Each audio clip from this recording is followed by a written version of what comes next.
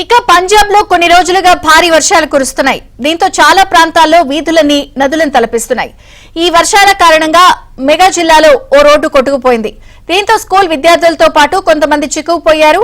వారిని రక్షించేందుకు అక్కడి స్థానికులు యత్నించారు.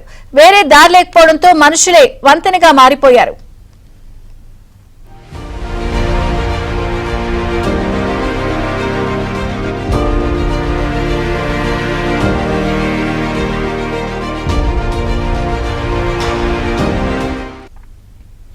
ఇక మలయాన్ గ్రామానికి చెందిన కొందరు చిన్నారులు స్కూల్ కు వెళ్లగా వర్షాల కారణంగా సెలవు ప్రకటించారు.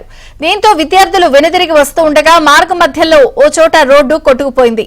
వరద నీరు ఉధృతంగా ప్రవహిస్తూ ఉండగా అవతలి ఒడ్డుకు వెళ్లేందుకు మార్గం లేక ఆ విద్యార్థులతో పాటు అటుగా వెళ్తున్న మరికొందరు అక్కడే చిక్కుకుపోయారు. వీరిని గమనించిన స్థానికులు సహాయక చర్యలు చేపట్టారు.